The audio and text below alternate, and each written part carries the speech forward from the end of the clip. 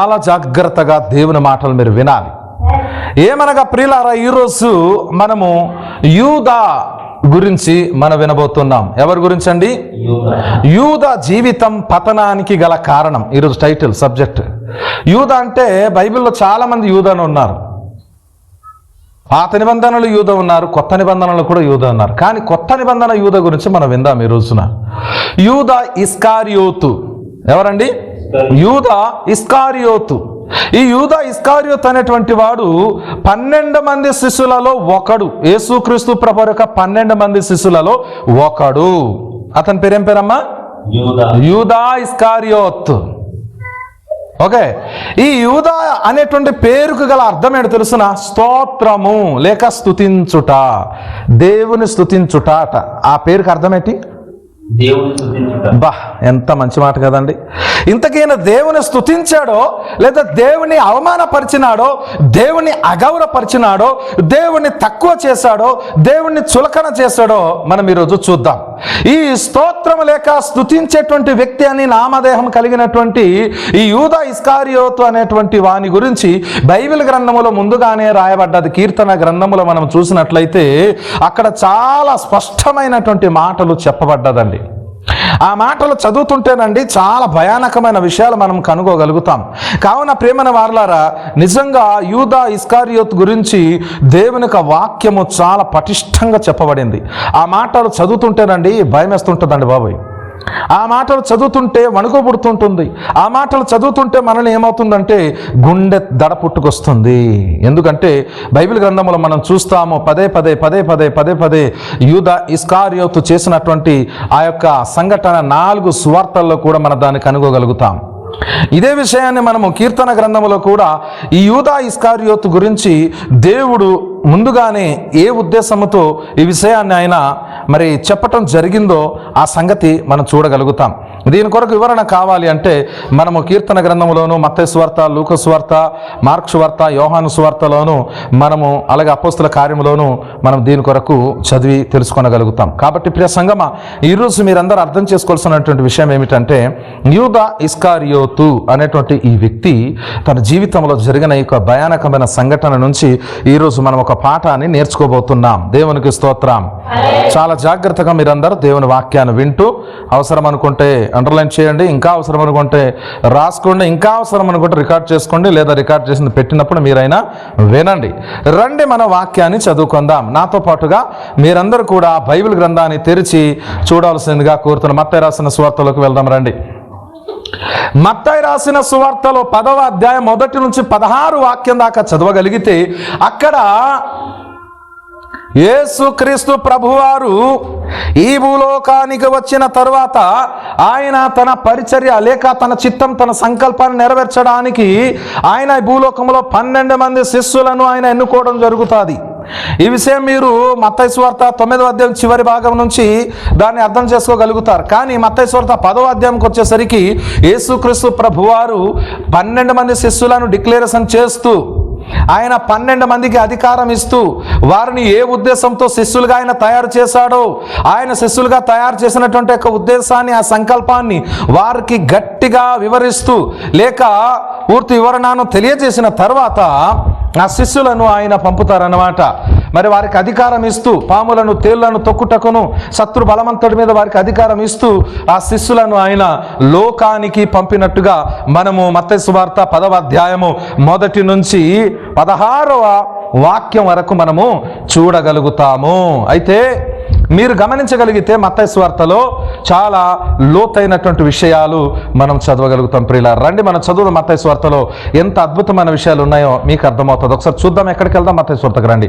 మత్తయి సువార్త అందరు తెరవండి. మత్తయి సువార్త 10వ అధ్యాయంలో నుంచి 7వ వాక్యం చదువుకుందాం ఒకసారి. 7వ వాక్యం కంటే ముందు నుంచి చదివితే ఇంకా బాగుంటుంది మనకు. 5వ వాక్యం చదవండి. ఆగండి, అక్కడ ఆగాలి. ఇక్కడ అంటున్నాడు 12 మంది సంఖ్య మనకు వచ్చింది ఇక్కడ. ఓకే, ఇంతకు 12 మంది అంటే ఎవరు? లిస్ట్ ఇక్కడ రాయబడ్డది. 2వ వాక్యములు ఉంటుంది చూడండి. 12 మంది శిష్యులలో ఒకరు. చదవండి.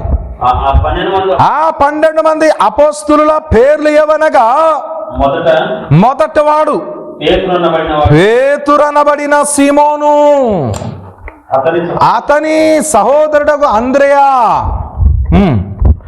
జెబెదే కుమారుడగు యాకోబు, అతని సహోదరుడగు యోహాను,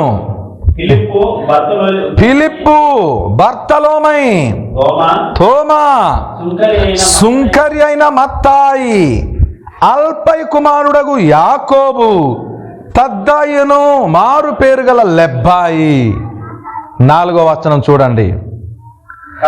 కనానీయుడైన సీమోను, ఆయనను అప్పగించిన వచ్చిందా పేరు ఇస్కరియోతు యూదా. 12 మంది శిష్యులలో ఒకడు. యేసుక్రీస్తు ప్రభువారు వారిని ఏ ఉద్దేశంతో పిలిచి పంపినాడో తెలుసునా? 5వ వాక్యం చదివితే అర్థమవుతుంది. యేసు ఆ 12 మందిని పంపుచు వారిని చూచి వారికి ఆజ్ఞాపించినదేమనగా, అన్యజనుల దారిలోనికి వెళ్ళకుడి, సమరయుల ఏ పట్టణములోనైనను ప్రవేశింపకుడి గాని వంశంలో నశించిన గొర్రెల యొద్దకే వెళ్ళుడి అంటూ 7వ వాక్యములో వెళ్ళుచు పరలోక రాజ్యము సమీపించి ఉన్నదని ప్రకటించుడి. 8వ వాక్యం, రోగులను స్వస్థపరచుడి, చనిపోయిన వారిని లేపుడి, కుష్ఠరోగులను శుద్ధులుగా చేయుడి, దయ్యములను వెళ్ళగొట్టుడి, ఉచితముగా పొందితిరి ఉచితముగా ఇయ్యుడి. స్తోత్రం. మీకు అర్థమైందండి? 12 మంది శిష్యులలో ఇస్కరియోతు యూదా కూడా ఉన్నాడు. 12 మంది దయ్యాలను వెళ్ళగొట్టినప్పుడు ఇతను కూడా దయ్యాలు వెళ్ళగొట్టాడు. 12 మంది స్వస్థతలు చేసినప్పుడు ఇతను కూడా స్వస్థత పరిచాడు. ఇంకా చెప్పాలి అంటే వారితో పాటు ఈయన కూడా ఒక వ్యక్తిగానే చలమణి అవుతూనే వెళుతూనే ఉన్నాడు. ఈలోగా కాలక్రమేణా జరిగినటువంటి సంభవాలు చూస్తేనండి చాలా భయానకమైన పరిస్థితులు ఎదురవుతాయండి. ఒకసారి చూస్తారా? లూకా సువార్తకి వెళ్దాం రండి. మనకు అర్థం కావాలంటే చాలా వివరణ మనం తెలుసుకోవాలి. లూకా రాసిన సువార్త 22వ అధ్యాయము 3వ వాక్యాన్ని మనం చూద్దాం. ఇలాగా కాలక్రమేణా యేసుక్రీస్తు ప్రభువుతో పాటు శిష్యులతో పాటు కలిసి ఆయన ప్రయాణం చేస్తూ ఉంటుండగా ఈలోగా అపవాది లేక సాతాను ఇస్కరియోతు యూదాలో ప్రవేశించినట్టుగా చూస్తాం. చదవండి. అంతటా చూడండి, 12 మంది శిష్యుల సంఖ్యలో చేరిన అదండి ఇస్కరియోతు యూదా అనబడిన యూదాలో అదండి ఎవరు ప్రవేశించారట? చెప్పండి ఎవరు? ఇప్పుడు ఫర్ ఎగ్జాంపుల్ మీ ఇంట్లో ఎలుగు వంటి దూరిపోయింది. ఎట్లా దూరుతుంది? లోపల నుంచి గడేసి గట్టిగా దిగించేసి ఉన్నారు. పక్క ఇంటికి వెళ్ళలేదు, ఇంకో ఇంటికి వెళ్ళలేదు. మీ ఇంటికి ఎందుకు వచ్చింది ఎలుగుబంటి? ఎందుకు వచ్చి ఉంటుంది? తెలీదా? సమజ్ అవుతా లేదా? అర్థం అవట్లేదా? పిచ్చి కుక్క వచ్చింది ఆ ఇంటికి తిరుగుతుంది కనుక బుక్కన ఒక ఇంట్లోకి దూరిపోయింది. ఎట్లా దూరింది? ఆ ఇంటికి వెళ్ళలేదు. ఈ మీ ఇంట్లోనే ఎందుకు వచ్చింది అంటే మీ ఇంట్లో తలుపు తెరవబడి ఉండింది. అంటే నువ్వు అవకాశం ఇచ్చేది లోపలికి రావడానికి, అంతే కదా? ఇప్పుడు కందిరిగుద్దు నీ మీద వాళ్తుంటే ఒకడు అంట కొట్ట ఒకడు ఇలా చేస్తున్నాడు, ఒకడు అట్ట తీసుకొడుతున్నాడు, ఒకడు ఫ్యాన్ తీసుకొడుతున్నాడు, ఇలా కొడుతున్నాడు. ఎవరి దగ్గరికి రాలేదు. నువ్వు మాత్రం చక్కగా ఉన్నావు. ఏమవుతుంది చూసుకున్నావులే అంటే చిట్టంగానే వేస్తుంది ఇక్కడ. మరి ఎవరు కుట్టలేదు, నీకెందుకు కుట్టింది? అంతే కదా? ఆలోచించాలి మీరు. ఇప్పుడు ఎవరికి లేని అవకాశం ఇస్కరియోతు యూదాకి ఎందుకు వచ్చింది? ఆయనకే సాతాను ఎందుకు దూరాలి? చెప్పండి. ఆలోచిస్తున్నారా మీరు? కొంచెం మనసు పెట్టి ఆలోచించండి. 12 మంది శిష్యుల్లో ఏ ఒక్కరు కూడా లేదు. అతనికి ఎందుకు ఆ పరిస్థితి వచ్చింది? చూస్తారా? మీకు అర్థం కావాలని ఇంకో మాట చదువుదాం. ఎక్కడ? యోహాను సువార్త రండి. యోహాను సువార్త 6వ అధ్యాయం 70-71 వాక్యం. ముందుగానే యేసు ప్రభువు చెప్పేశారండి. ముందుగానే యేసుక్రీస్తు ప్రభువు చెప్పారు. ఏం చెప్పారో చూడండి. ఆయన సర్వజ్ఞాని అండి, సర్వజ్ఞుడైన ఆయనకు తెలియదంటే ఏముంటుంది? ఆయన ముందే చెప్పగలడు నీ బతుకేంటో, నీ పరిస్థితి ఏంటో, నువ్వేం చేయగలుగుతావు, ఏం చేయబోతావు, ఎలా ఉంటావు, ఎలా నిలబడతావు, ఎలా పడిపోతావు, ఎలా కూలుతావు, ఎలా రాలుతావు, అన్నీ ఆయనకు తెలుసు. ఏం చెప్పాడు? అందుకు యేసే అంటున్నాడు, నేను మిమ్మల్ని 12 గురిని ఏర్పరచుకొనలేదా? నీలో ఒకడు. అమ్మ బాబు, ఎంత మాట అండి ఇది! 12 మంది శిశువులు అందరూ ఉన్నారు అక్కడ. అందరు చూస్తుండే కానీ యేసుప్రభు చెప్తారు, రేయ్ మీకు 12 మందిని శిశువులుగా ఎన్నుకున్నాను కదా, మీలో ఒకడు సాతాను రా అన్నాడు. అన్నారు అవాక్క అయిపోయింది, దేంటి ఇలాగ ఎంత మాట అనిస్తున్నారు, మాలో ఒకడు సాతాను ఉన్నాడా, అమ్మ బాబోయ్. ఇంకా విచిత్రం ఏంటంటే యోహాను సువార్త 13వ అధ్యాయంలోకి వెళ్తే అక్కడ మీకు అర్థమవుతుంది. ఆయన అందరి పాదాలు కడిగిన తర్వాత యేసు ప్రభు దుఃఖపడుతూ మనసులో వేదన కలిగింది. ఎందుకంటే ఆయన వచ్చిన సంగతి ఆయనకి తెలుసు, ఎలాగో నాకు అప్పగిస్తారు, ఎలాగో నాకు వీళ్ళు చంపడానికి ఇచ్చేస్తారని తెలుసు. కానీ ఉండబెట్టుకోలేకుండా ఆయన చెప్పారు ఆ మాట, మీలో ఒకడు సాతాను. తర్వాత చదవండి 71వ వాక్యం ఏమన్నాడు, అని వారితో చెప్పాను. సీమోను ఇస్కరియోతు యూదా సీమోను కుమారుడైన 12 మందిలో ఒక్కడై ఉండి ఆయనను అప్పగింపబోచుండెను గనుక, నోట్ దిస్ పాయింట్, ఏం చేయబోతున్నాడట, ఆయనను అప్పగింపబోచుండెను. ఏం చేయబోతుండేడట, ఎందుకు రూకలు. ఎందుకు రూకలు అంటే పైసలు, డబ్బులు.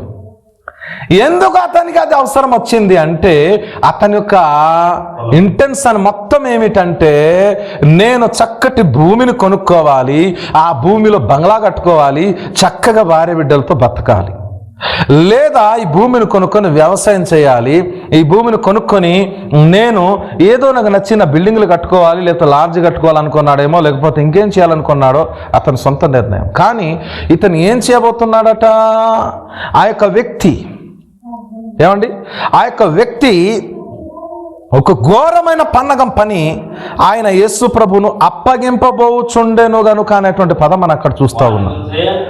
వాని గురించి ఈ మాట చెప్పబడింది, యేసు ప్రభు అతని గురించి చెప్పాడు అక్షరాల. Praise the lord. ఇంకా మీకు అర్థం కావాలంటే మరొక మాట కూడా ఉంది, అక్కడ కూడా చూద్దాం ఒకసారి. చూడండి ఎన్ని విషయాలండి నిజంగా. యోహాను సువార్తలోకి వెళ్దాం రండి. యోహాను సువార్త 18వ అధ్యాయం 2వ వాక్యం చదవండి. అక్కడ కూడా చెప్తున్నాడు ఆయన గురించి. చూడండి ఎంత విచిత్రమైన మాటలు ఉన్నాయో మీకు అర్థమవుతుంది. చూడండి ఒకసారి యోహాను సువార్త 18:2. యేసు ప్రభు వారు తన శిష్యులతో అక్కడికి కనుక ఆయనను అప్పగించు యూదాకును ఆ స్థలము బాగా తెలుసు. ఎందుకంటే యేసు ప్రభు ఎక్కడ తిరుగుతారు, ఎక్కడ ఉంటారు, ఎక్కడ తింటారు, ఎక్కడ పడుకుంటారు, ఎవరింటికి వెళ్తారు, ఎవరికి తెలుస్తుందండి? సంఘస్థులు తెలియకుండా పక్కవాడికి తెలుస్తుందా? హలో, ఇప్పుడు పాస్ట్ గారి డీటెయిల్స్ ఎవరికి తెలుస్తుంది? సంఘస్థులకే. ఎవరైనా దూరం నుంచి అమెరికా నుంచి ఆస్ట్రేలియా నుంచి ఎవరైనా సడన్గా వచ్చారనుకోండి, మీ పాస్ట్ గారు ఫోన్ అవ్వట్లేదండి, ఏం సంగతి, ఎక్కడ ఉన్నారు చెప్పండి, అర్జెంట్ మాట్లాడాలి, మీ పాస్ట్ గారికి ఒక కార్ గిఫ్ట్ ఇద్దామని వచ్చాము, ఇదిగో చెక్కు రాసి ఇచ్చాము, 20 లక్షల రూపాయలు కారు, ఒకటి బెంజ్ కారు కొన్నాము, ఆల్రెడీ మీ పాస్ట్ గారికి గిఫ్ట్ ఇస్తున్నాము అని అమెరికా దొర ఒకటి వచ్చాడు అనుకోండి, అప్పుడు మీరు ఏం చేస్తారు?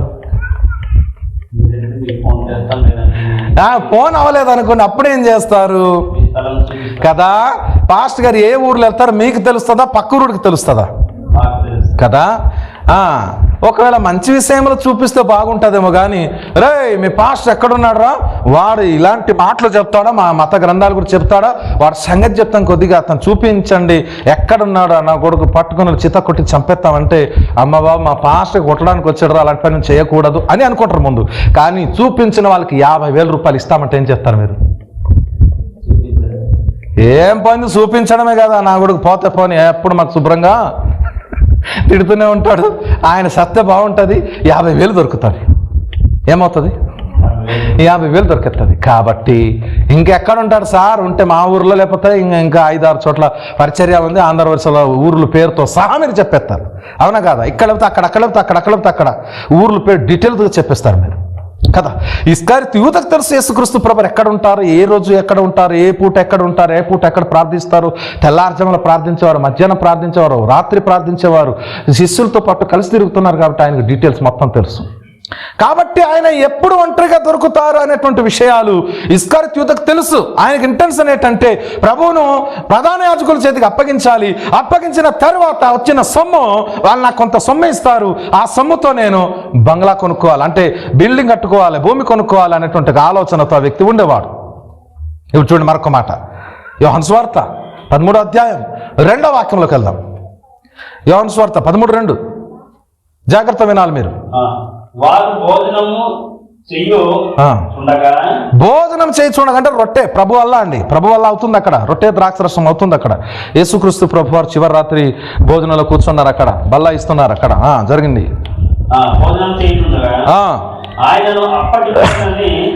ఆయనను అప్పగింపవలెనని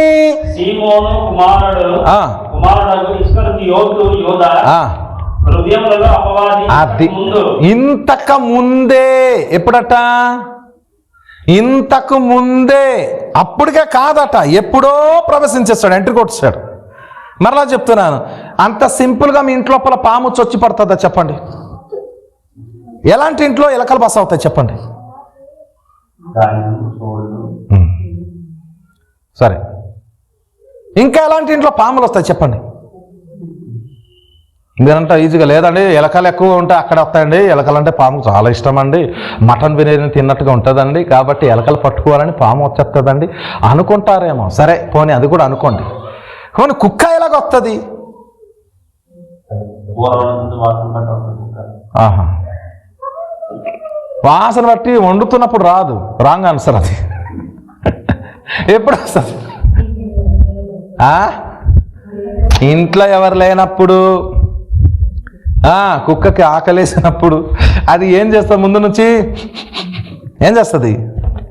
నీ ముక్కు అయినా పని చేయకపోవచ్చు, కానీ కుక్క ముక్కు మోస్ట్ పవర్ఫుల్, తెలుసునా మీకు? నేరస్తుడిని పట్టుకోవడానికి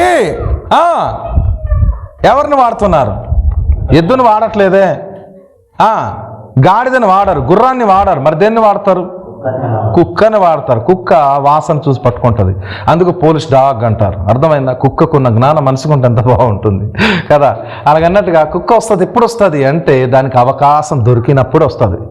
ఎంత వాసన ఉన్నా లోపల రాదు. అది ఎందుకు రాదు? తలుపులు కిటికీలు మొత్తం మోయబడ్డాది, ఎటు చూసినా సందు దొరకదు దానికి అని చెప్పుకొని వెళ్ళిపోతుంది, అంతే. లోపలికి వచ్చే ఛాన్స్ లేదు. కారణం ఏంటి? తలుపు కిటికీలు గట్టిగా బిగించబడి ఉన్నాయి. కొద్దిగా సందు దొరికినా లోపలికి వచ్చేస్తుంది. అది కొద్దిమంది తలుపు సరిగా లేని తడక ఉంటుంది, తడక కింది వరకు ఉంటుంది, పైన ఖాళీ ప్రదేశం ఉంటుంది, కాబట్టి చంగన దూకి లోపలికి వెళ్ళిపోయి కుక్క చాలా తెలివితేటతో దూకి లోపలికి వెళ్ళి మళ్ళీ వాసన చూసి ఎక్కడైతే అది ఉందో వాసన చూసి దాన్ని పట్టుకొని శుభ్రంగా తినేసి మళ్ళీ బయటకు వచ్చేస్తుంది. అది మీకు అర్థమైందా?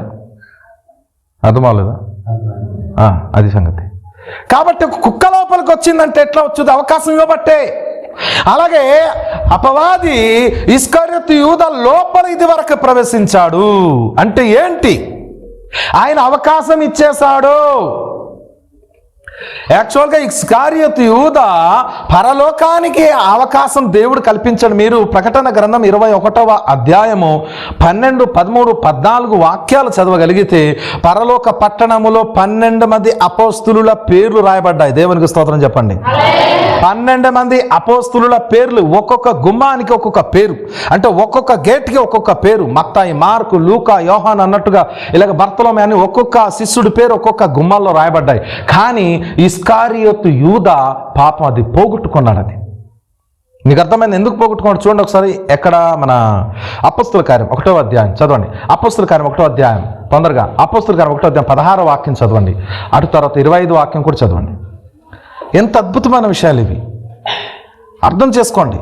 ఇస్కరియోతు యూదాను దేవుడు ఏ ఉద్దేశంతో పిలిచాడు? సేవ చేయాలని, పరిచర్య చేయాలని, సంఘాలు కట్టాలని, సువార్త చెప్పాలి అని, బాప్తిసాలు ఇవ్వాలని, అనేక మందికి దేవుని యొక్క రాజ్య విస్తీర్ణాలలో వాళ్ళు ముందుకు రావాలి అని, నరకపు శిక్ష తప్పించి పరలోక ప్రాప్తి కలిగించాలి అని, వారిని ఎవరికి ఎన్నుకోకుండా ఇస్కరియోతు యూదాను, ఆయన కంటే కూడా బుద్ధిమంతులు జ్ఞానవంతులు అయినటువంటి వారు ఉన్నారు. అయినప్పటికీ ఇస్కరియోతు యూదాను దేవుడు అవకాశం ఇచ్చాడు శిష్యరికానికి, కానీ ఆయన దాన్ని నిలబెట్టుకోలేకపోయాడు. చూడండి ఏముంది అక్కడ? 16వ వాక్యం ఏమన్నా? యేసును పట్టుకొనిన వారికి చూపిన యూదుల గురించి పరిశుద్ధాత్మ దావీదు ద్వారా పూర్వం పలికిన లేఖనము నెరవేరవలసి ఉండెను. అది ఏమై ఉండిందట? పూర్వము పలికిన లేఖనము నెరవేరవలసి ఉండెను. పూర్వం అంటే ముందు, క్రీస్తుకు పూర్వము. సుమారుగా 1800 నుంచి 1000 సంవత్సరాల పూర్వము, లేక 1500 సంవత్సరాల పూర్వము యేసుక్రీస్తు ప్రభువు పుట్టక మునుపు, శరీరగా పుట్టక మునుపు ప్రవక్తల ద్వారా చెప్పబడినటువంటి మాట. ఓకే, లేఖనము నెరవేరవలసి ఉంది. ఇందాక చెప్పాను కదా, మీ కీర్తన గ్రంథంలోను ఇర్మియా గ్రంథంలోను ఆయా ప్రాంతాల్లో ఆ యొక్క మాటల గురించి రాయబడ్డా. అది చదవండి. అతడు మనలో ఒకడుగా ఎంచబడిన వాడై ఈ పరిచర్యలో పాల్గొందెను. ఈ యూదా ద్రోహం వలన సంపాదించిన రూపాయల నుంచి ఒక పొలము కొనెను. అతడు తల క్రిందుగా పడి గడికి బదులైనందున అతడు దేగులన్నీ బయటికి వచ్చాడు. అతన్ని ఏమైందట? ద్రోహం వలన ద్రోహం చేశాడు, నమ్మక ద్రోహం చేసి ఆయన సంపాదించిన సొమ్ముతో ఒక పొలము కొన్నాడు అనేటువంటి ఒక మాట అక్కడ ఉంటుంది. తర్వాత అది వాక్యం కొద్దాం. ఇప్పుడు 24 వాక్యం ఒకసారి చదవండి. ఈయన తప్పిపోయాడండి. ఎక్కడ తప్పిపోయాడు? అందరి హృదయములను ఎరిగి ఉన్న ప్రభువా తన చోటికి పోవుటకు నోట్ దిస్ పాయింట్. ఏమన్నాడండి? తన చోటికి అంటే ఆయన ఎక్కడ నుండి వచ్చాడో తిరిగి అక్కడికి పోయాడంట. ఎవరు? యూదా ఇస్కారియోతు. యాక్చువల్గా అందుకు యేసు ప్రభువు సాతాను అన్నాడు. అంటే సాతాను ఎక్కడున్నాడు? అప్పుడైతే పాతాళం కింద ఉండేవాడు, కానీ ఇప్పుడైతే ఎలా ఉన్నాడంటే బైబిల్ వాక్య ప్రకారంగా ఆయన తిరుగుతూనే ఉన్నాడు. ఇంక అర్థమైందండి. కాబట్టి ఈ అపవాది ఈ ఇస్కారియోతు యూదాను పట్టుకున్నాడు. పట్టుకొని దైవ కార్యానికి అడ్డుకట్ట వేయడానికి ఉన్నాడు ఆయన. కానీ పోగొట్టుకున్నాడు అనే పదం మీరు నోట్ చేసుకోండి. పాయింట్ ఏది పోగొట్టుకున్నాడండి? తన పాయింట్ చదవండి మరలా. ఏమన్నాడు? తన స్థానమును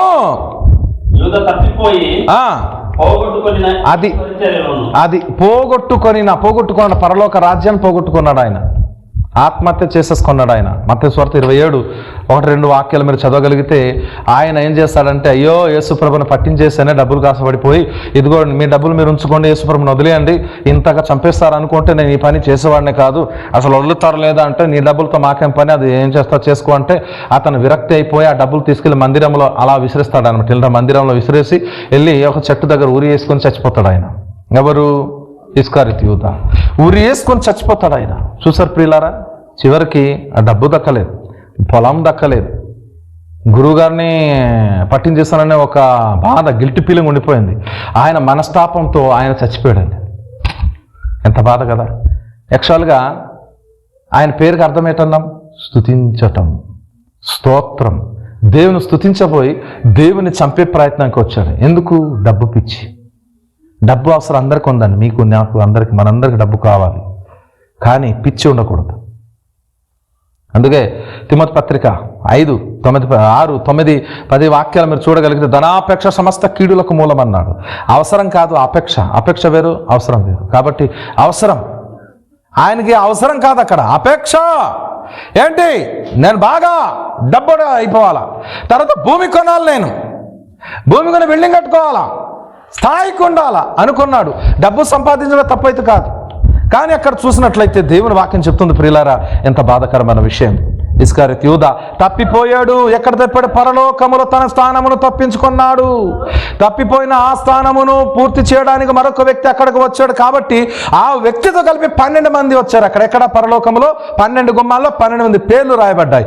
దీంట్లో ఎవరి పేరు వచ్చి ఉంటుందంటే వాళ్ళు అనుకున్న లోకరీతిగా మత్తయి అనేటువంటి యోసేపు అనబడే పేరు మీద వచ్చింది, కానీ ఆయన సేవ చేసినట్టు బైబిల్ ఎక్కడ లేదు. కానీ తదుపరి వచ్చినటువంటి పౌలు గారు 12 మంది శిష్యులలో ఒకడు కొరతగా ఉన్నటువంటి ఒక సీట్ని, లేకపోతే కొరతగా ఉన్నటువంటి ఖాళీని పౌలు గారు, అపోస్తుడైన పౌలు గారు చేర్చబడతారు. అటు తర్వాత 12 మంది అవుతారు. 12 మంది పేర్లు పరలోకంలో ఒక్కొక్క గుమ్మానికి, ఒక్కొక్క గేట్కి, ఒక్కొక్క ద్వారానికి పేర్లు ఉన్నాయి. పేతురు అంటే పేతురు ద్వారము, మత్తయి ద్వారము, బర్తలోమై ద్వారము, అలాగే ఇస్కరియోతు ద్వారం అని ఉండును. కానీ ఇతని పేరు ఏమైంది? లేదు. కావాలనే పోగొట్టుకున్నాడు. ఈరోజు మీరు కూడా ఏం చేస్తారంటే కావాలనే పరలోకం పోగొట్టుకుంటే మీకు ఎవరేం చేయలేరు. అంతే కదా? ఏమైనా చేయగలమా? భార్య భర్తలు ఇద్దరు ఉండరండి, కలిసి ఎంత ప్రేమతో అన్యోన్యంగా ఉండేటువంటి ఎవరు? లోతు భార్య. ఎంత చక్కగా ఒకరినొకరు ప్రేమించుకొని చక్కగా 2 బిడ్డలకి తల్లిదండ్రులు అయ్యారు. ఎవరు? లోతు భార్య. కానీ ఏమైంది? ఉపస్థవం అయిపోయింది. అంతే కదా? కాబట్టి ఎవరైతే భక్తితో ఉంటారో, భక్తి భావనతో ఉంటారో, దైవికంగా జీవిస్తారో వారే తప్పించబడతారు, వారే ఎత్తబాటుకు వెళ్తారు, వారే పరలోకం చేరుకుంటారు. లేకపోతే ఉన్న స్థానాన్ని పోగొట్టుకుంటారు. ఇప్పుడు లోతు గనక పరలోకంకి వెళ్ళాడంటే లోతు భార్య కూడా రావాల్సి ఉండింది, కానీ లోతు భార్య రాలేదు. బాధకరమైన విషయం ఏమిటంటే ఆమె పోగొట్టుకున్నది. నీకు అర్థమని చెప్పింది, ఆమె తన స్థానాన్ని పోగొట్టుకున్నది. అలాగన్నట్టుగానే ఇక్కడ ఇస్కరియోతు యూదా పాపం తన స్థానాన్ని పోగొట్టుకున్నాడు. దేవునికి స్తోత్రం. మరి ఈరోజు నువ్వు కూడా అలాంటి ఏదో పనులు చేసి నువ్వు కూడా పోగొట్టుకుంటావేమో, జాగ్రత్త.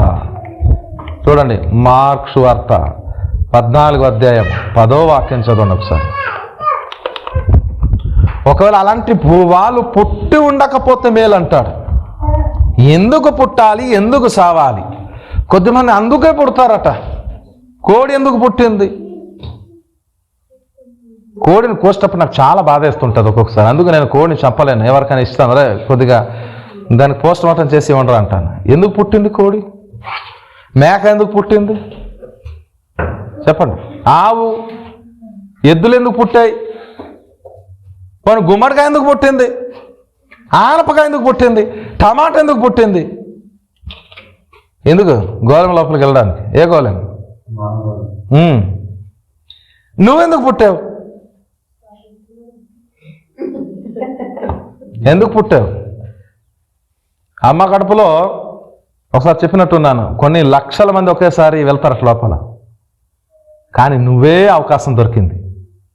నువ్వే ఒకేసారి అంతమంది పిల్లల లోపల తయారైతే కడుపు దబేలమని పగిలిపోతుంది. నీకు అర్థమైందా? అన్ని కణాలు ఒకేసారి తల్లి గర్భంలో ప్రవేశించినప్పుడు ఒక్క కణానికి మాత్రం దేవుడు అవకాశం ఇచ్చి ఒక్కడే, ఆ ఒక్కడిలో నువ్వు. అంటే దేవుడు ఎంత ప్రేమమేడు కదా.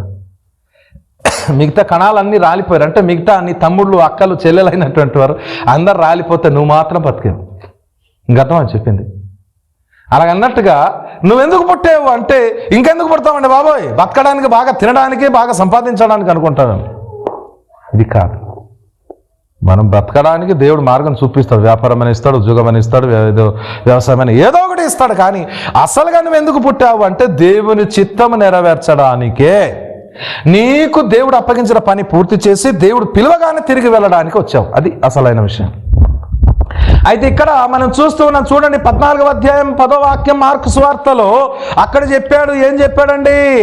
ఆ వ్యక్తి అట పుట్టి ఉండకపోతే మేలు అని అంటూ ఉన్నాడు. చదవండి ఏమన్నాడు?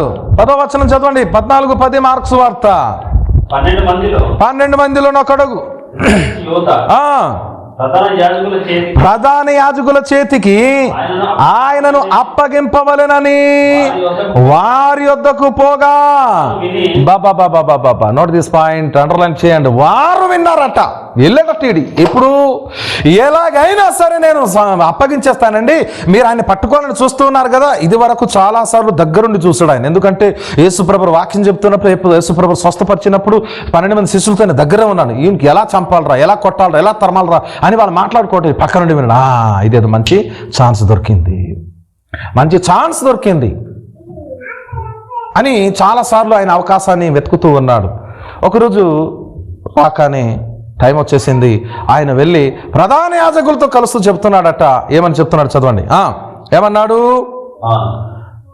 ప్రధాన యాజకుల చేతికి ఆయనను అప్పగింపాలని వారి యొద్దకు పోగా వారు వెళ్ళి సంతోషించారట. అబ్బా భలే ఛాన్స్ భలే దొరికిందిరా ఛాన్స్ అనుకున్నారు.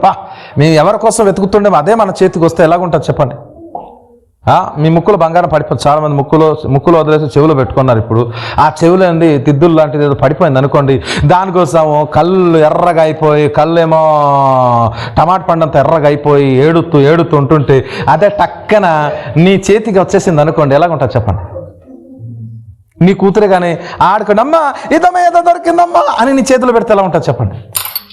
అరే తల్లి 3 రోజుల నుంచి కాయలు కాసినట్టు అయిపోయి, కళ్ళు ఎర్రగా అయిపోయి, గుమ్మడి పండ్లాగా అయిపోయి, టమాటా పండ్లాగా అయిపోయిందమ్మా, నా బంగారు తల్లి, నా బాబాయ్, నాన్న నేను ముద్దు పెట్టి ఎత్తుకొని అది తీసుకుంటావు కదా.